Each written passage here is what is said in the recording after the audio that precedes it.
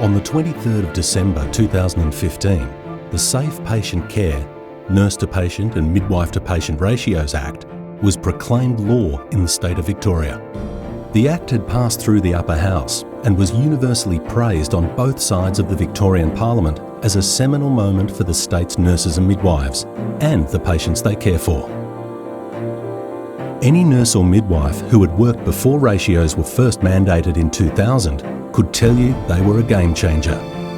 Nurses and midwives could be tasked with caring for an uncapped number of patients on any shift. For nurses and midwives, just turning up to work was becoming dangerous territory. Lives were at risk, both for patients and their carers.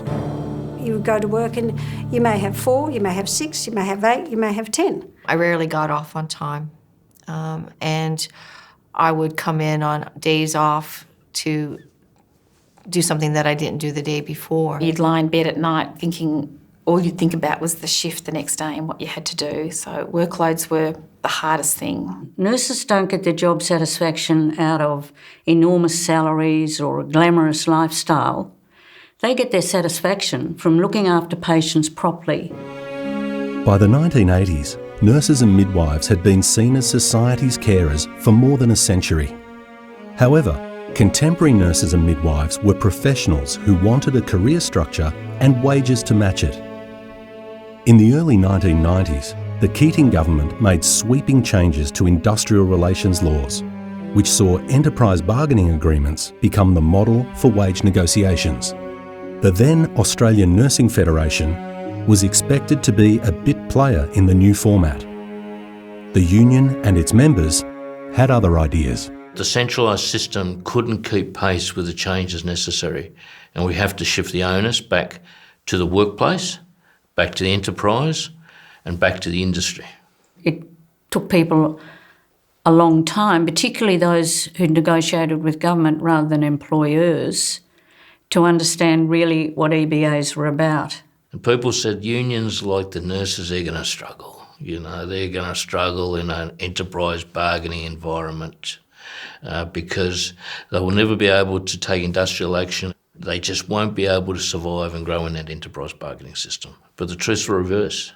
A lot of our work is every single day that we work is devoted to some aspect of an enterprise agreement or nurse-patient ratios. Yes, wages were important, but they were secondary in many ways to the professionalism and the care, the quality of care for patients in the Victorian health system. The big advantage for ANF and for nurses too in EBAs is that the members became involved. In 2000, the union had reached a stalemate with its EBA negotiations with the Brax Labor government. Thousands of nurses and midwives had left the profession because of poor working conditions during the years Jeff Kennett was Victorian Premier. The new ratios would bring them back, but the union needed to convince the then Fair Work Australia that the radical changes they were fighting for were indispensable. The negotiations had failed, the beds were still closed, and the government sent it off to the Commission. And we had a Commissioner, Wayne Blair, who had to go to Perth because he was watching his daughter play netball. Commissioner Blair was the commissioner who we ordinarily would end up in front of for disputes in our sector. So all of us had to go to Perth. Commissioner Blair was technically on leave and was with his daughter who was playing sport over there. And we would negotiate during the day, and then Wayne would come back from the basketball and hear how far we'd got. I'd sit from 6 o'clock till about midnight every day, and that way we were able to deal with the case within the time frame that the parties were happy with. Wayne's role in it was absolutely paramount and significant, clearly, because he was the one that said, yes, you can have nurse-patient ratios, and a range of other things that we were also given in that EBA. There was qualifications allowances, there was training, there was increase in wages and a range of other matters that formed the part of a package that was designed to encourage nurses to come back into the public hospital system. Hearing Belinda deliver the outcomes, it was a sense of disbelief that finally the profession was being recognised. It was beyond my hopes. I mean, we were hoping, but I just couldn't believe that we actually got them. That's how important it was. That's how important it still is. Equity, good conscience, and substantial merits of the case. They're the three principles I relied upon. I had competing arguments, but the merit of the argument of the union was the one that stood out to me. There was a new world order for nurses and midwives in Victoria. For Victoria, we were going to be leaders. The ANMF Victorian branch Secretary Lisa Fitzpatrick and her predecessor Belinda Morrison have formidable and justified reputations as astute leaders of what is the biggest state branch of any union in the nation. While they will tell you they couldn't do it without the members, it takes a special kind of leader to empower thousands of nurses and midwives to walk off their wards for the sake of better conditions, to care for the carers. Both Belinda and Lisa have that amazing ability to stand up in front of, 4,000 or 5,000 nurses at a meeting and say, this is where we're going to go, and to have that whole room just cheering and clapping and saying, yep, we're with you. I've got great people that work with me, I've got great legal support, and I've got extraordinary members who I know will get us over the line. The fact that the leadership retain their connection with the members and have come from active nursing careers is reflected in everything they do. The culture of nursing comes from army and church. We were called sisters. To this day we go on and off duty. So this sense of self doesn't particularly exist. Belinda was an amazing leader. She would instill confidence in you to make you think really that you could achieve anything. Can I say they enjoy considerable respect? I study and work with doctors. The doctors are in awe of what the nurses have achieved, particularly in Victoria. And backed in with a membership who values the work that the ANMF do each and every day. They know that this is a tough union, a smart union, and a union that's led by their values. The nurses' leadership comes from the ranks. They know the job, they care deeply, and they, at the end of the day, stand up every day for quality care and for the respect that nurses should be held in. Lisa Fitzpatrick is a leader, I think, who is very strong and tough, but also has very strong roots in the profession that she represents. She thinks of herself as a nurse primarily and as a union leader for nurses in a secondary way. A strong, powerful woman is quite a struggle for a lot of men to deal with when they come in from a male-dominated organisation and come in and have a powerful woman expressing an unambiguous view and expecting them to simply adopt her view and then get out of here. I am in the most privileged position caring for the carers. The close relationship the ANMF has historically had with its members is seen as the cornerstone of its success as a trade union. But there is more to it than that. The women and men at the helm of the organisation, both in an industrial and professional capacity, are world leaders in workplace relations. The first EBA that I negotiated, or we as a team negotiated, although I have to accept responsibility for it, was not a great outcome.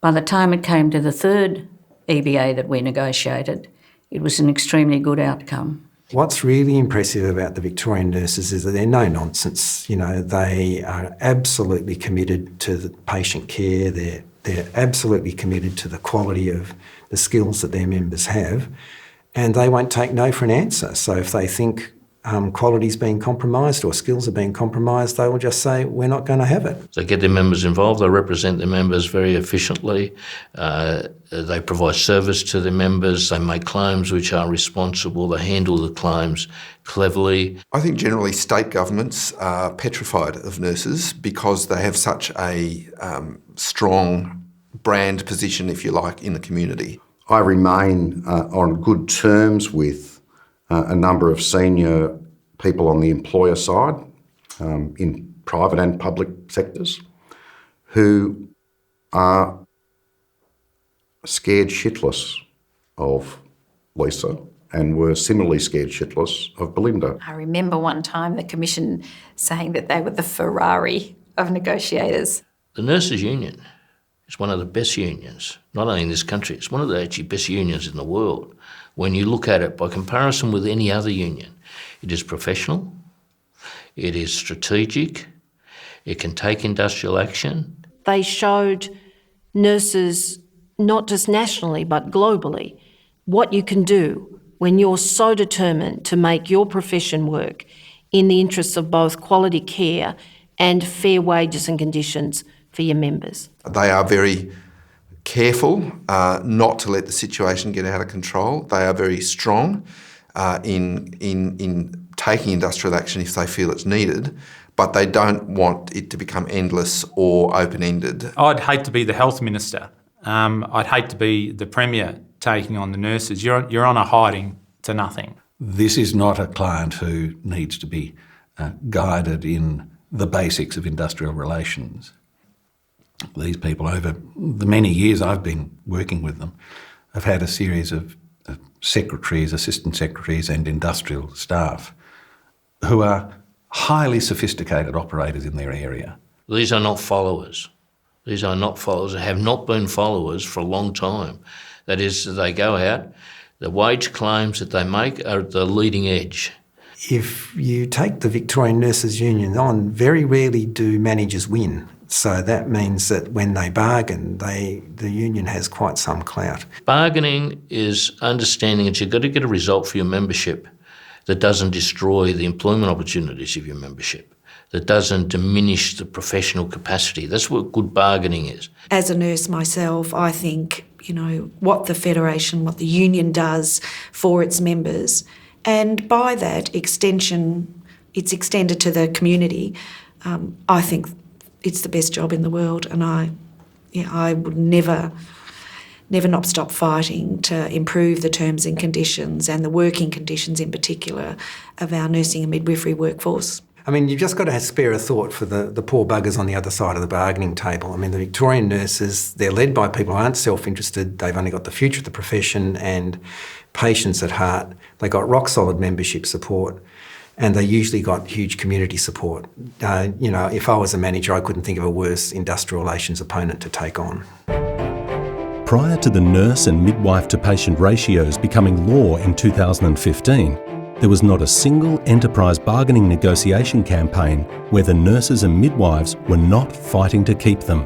Research showed that having minimum ratios in place in hospitals, less patients died and more nurses and midwives would stay in the profession. The limits the union's members and staff were willing to go to keep them proved formidable to every state government they came up against. Your sleep and dream ratios, wake, it's just about the enterprise agreement when you are in the middle of the campaigns. There's a lot of effort and thought from our membership, our job reps who are fantastic, all of the staff at ANMF in relation to preparing for the log of claims.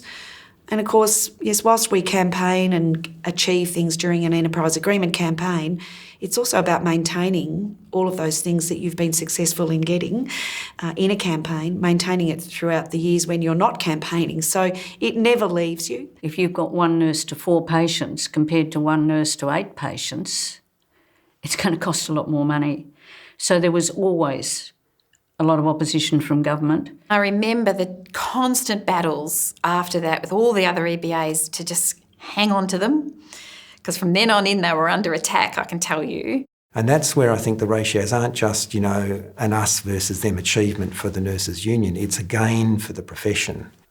Make no mistake, if there's a threat to remove ratios, nurses will take industrial action while at the same time always respecting and looking after their patients' interests. The Victorian nurses set a world standard, not just an Australian standard, in the effectiveness of their industrial action. I mean, they were closing in some of the big teaching hospitals every 4th bed, and they were getting community support. So in industrial relations terms, that's what you would call World War III. Well, nothing else mattered. Your friends, your family, nothing else mattered. You were just focused. It was the most important thing at the time. I think it would certainly make the life of a director of nursing or an executive director of nursing much easier, because they know they're never going to have to make a decision about the number of staff. It's done. There's a sense of unity, I think, because we know that we're working within a safe framework. It would have been some form of madness for anyone to try and take them away. It was the single most important achievement and the single most important benefit for nurses that we'd ever achieved. The government knew that was our position, and they always tried to corner us so that we'd end up in a situation where ratios were under dire threat. There is no way I would want to work when there's not ratios. We have days where I feel like I can't give the patients the care that they need. Even with the current ratios, I can't imagine what it would be like without them. Governments have been trying to put nurse-to-patient ratios up for grabs as part of an enterprise bargaining process. And every time, the nurses have said no. We're not going to go there because we know that ratios save lives. What the nurses said, the task we do is we look after nurses, and the ratios go straight to that issue. It regulates the task. It doesn't just talk about time, it doesn't talk about wages, it regulates tasks. And if there's patients who need care, then the staff follows that. It's not up to management to decide who makes that decision, it's the workflow itself. That is revolutionary. Very few other people in the world have made that kind of breakthrough, and that's what the Victorian nurses did. Our members weren't going to give up their ratios at all easily. They were going to fight for their patients.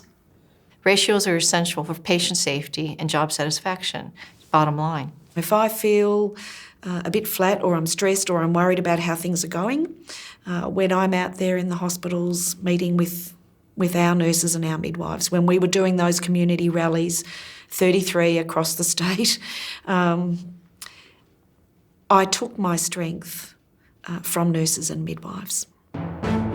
When members take unprotected industrial action, which they have been ordered not to take by the Commission and the courts, they, along with the union's elected officials and staff, have exposed themselves to heavy fines. This has occurred over the EBAs since 2000 and demonstrates the level of commitment ANMF members, staff and elected officials have to ratios, and how the union and its members are in the fight together. What makes industrial action successful is that everyone understands that something vital will be lost, but there is something invaluable to gain. I remember during the first big EBA where we were going for nurse-patient ratios, and there was a plan to take unprotected industrial action, and this was pretty scary. When you are taking unprotected action, which we had to do because if we took protected action, we'd end up in arbitration and lose the ratios. So we had to take unprotected action. The consequence of that is the employers or government can go to the federal court. They can get an order stopping you from taking industrial action. If you continue to take industrial action in the face of that federal court order, you will be in contempt of court. And if you're in contempt of court, you can probably imagine the consequences are extraordinarily severe for us as individuals and for the organisation and potentially for our membership. Let's not forget, these nurses had risked individually fines of $6,000 to take this action. For the government, sending nurses to jail or taking their organisation off their hands or whatever was never going to be a particularly palatable political thing to do. And they assumed, no doubt, that our fear of that would make us change our position. And like all disputes, and I think this is what keeps you alive in this sort of role, all disputes resolve. They always resolve. It's a question of usually who blinks first. My fellow colleagues as well, other union members who are just as involved said, look, don't worry about it. We're all in this together. And that's kind of the ongoing theme that we had during that whole time. Not one person's going to get caught out for this because we're all in it together.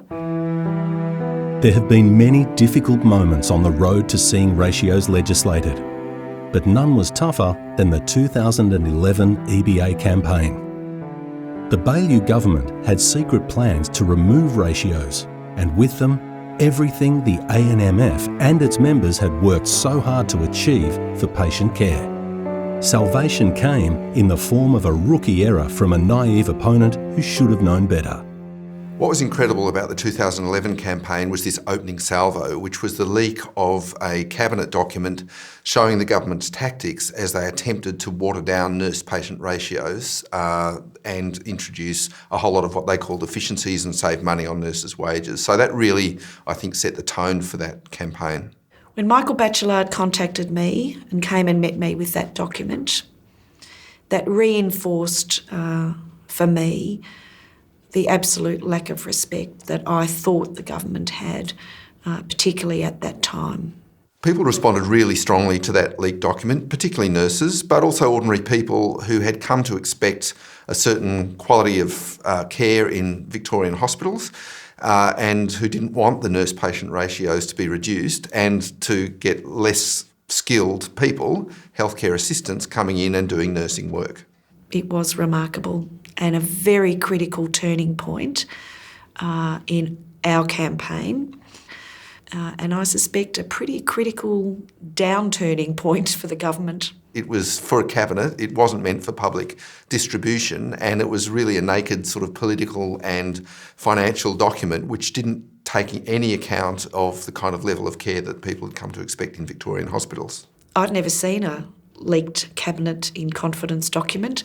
I didn't know that it was on special paper. I think the government of that day underestimated the ability of the nurses to rally and it overestimated their own ability to push through something that was really a huge change in Victoria and would have been to reclass the way hospitals worked and to do it in the context of an industrial campaign.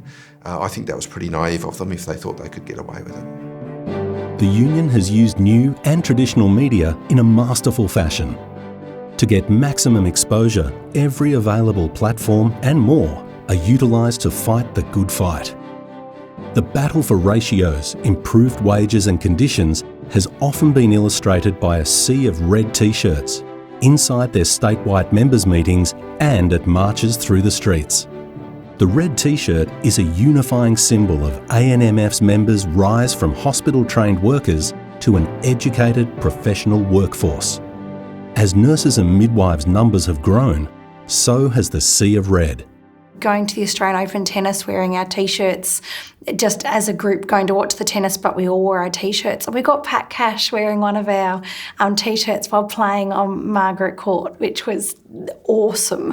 Wearing that red shirt, being part of a huge group of people wearing the same symbol representing the union, it's a really powerful message. I remember walking through an emergency department during, bed closures and so forth, and there was a gentleman there on a trolley with oxygen, and you had T-shirts on and going, saying, "Keep it up, girls." Just extraordinary support. People see you in that T-shirt, they'd recognise you and they would come up to you and say, "Keep going, keep going." The close call on ratios in 2011 made the ANMF even more determined to see them enshrined in law. The legislation of ratios was something many nurses and midwives never thought they would see happen.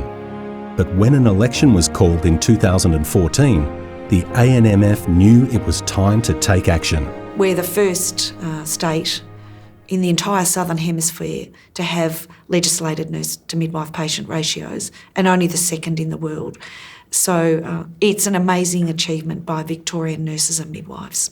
I never believed it would happen in my lifetime. I'm surprised that they're being legislated at all. I've long thought that it would happen. It means it's absolutely set in stone, and you can't have a bureaucrat, as happens elsewhere, interfere with what should be an appropriate level of staffing for that patient mix. I always thought that it would be something that we would have to fight for with every EBA campaign. There's real tangible recognition for what they've gone through and what they've achieved. I didn't think that we'd ever get ratios into law. I didn't think it would come to that. I actually thought this was going to be one battle in EBA after another. I saw the determination, I saw the tears, I saw the frustration, but I saw the will to fight for both the rights of nurses and the guarantees of nurse-patient ratios that would ensure patient care. Every government, from 1999 through to 2001, 2004, 2007, 2011, all opposed ratios. I've been there from the very beginning of this battle, and I've seen the impact that ratios have had on the quality of care, on the sanity for the nurses. Workloads are the major issue. We want the community to have confidence in the healthcare system and confidence in the nurses that are providing that care. They know if they go into the public system that that's going to be the case. because it's law. It has been a shining beacon for the world, because I know that it is quite famous now, right around health systems in other countries, looking at the system here. And of course we've seen a difference now with a government that's come in with a preparedness to legislate them, to take that fight away. And that's why the legislation is so important. Premier Daniel Andrews made the historic commitment to legislate nurse and midwife to patient ratios in the lead up to the 2014 state election. Ratios save lives. It's as simple as that. They are at the centre of the care that we provide. They're at the centre of what is widely regarded as Australia's best health system and one of the world's best health systems. That's not by accident. It's because of teams of people. Nurses are at the centre of those teams, and ratios are central to the work that nurses do. When you look at any political party campaigning for government, it's a long, hard slog. But you've got to do the work. If you want to be a good government, then you've got to be a good alternative government, and you've got to listen to people and do the hard work in developing the best policies. These promises, these commitments would not have come if it wasn't for Lisa Fitzpatrick and her team, if it wasn't for ANMF delegates, members, and those who work for the union, putting their hand up, arguing, convincing us, making the case that these matters needed to be beyond doubt, that ratios needed to be off the table, not part of the negotiating process. ANMF delegates and members and the union's leadership, they convinced us of this. These changes would not have happened without them.